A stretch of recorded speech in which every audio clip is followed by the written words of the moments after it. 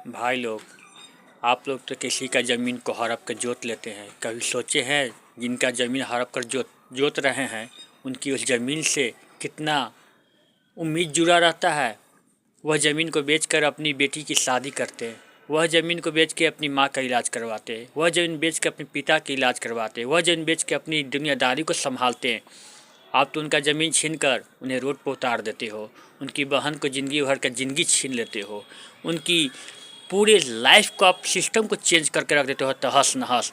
और आज आप पर बुलडोजर चल रही है तो आंसू चुआ रहे हैं।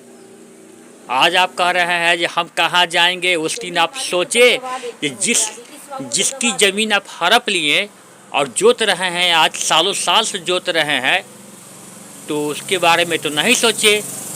आपके अंदर में तो दिल नहीं, कट करेज लगा हुआ है, काठ का करेज जो कील धंसाने पर फट जाता है। काठ पत्थर तो पिघल जाता है मगर काठ फट जाती है। जमीन मालिक के तो दबदबा दोगे, चहेट दोगे, 50 आदमी से उठा पटक कर दोगे, चक्कू छुरा दिखा दोगे। क्या हमारे माननीय नीतीश बाबू को भी दबदबा लोगे? उनका तो बुलडोजर चल रहा है। इज्जत से हटना है तो हट जा, नहीं तो उसका इलाज तो बुलडोजर बाबा आ ही रहा है।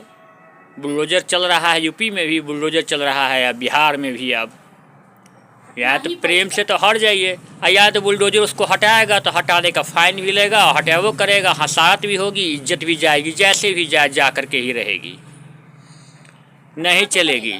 हटना तो पड़ेगा।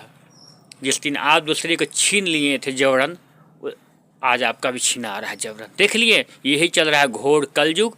आप किसी का छीने थे और आज आपका भी छीना आ रहा है। यही कलयुग है, कलयुग इसी का नाम है। इसलिए छीन झपट करना बंद कीजिए, मेहनत से थोड़ा ही ज़मीन को अर्जिए, उस पर आलीशान बिल्डिंग बनाइए, वो चलेगा। उस पर किसी की बुलडोजर नहीं चलेगी।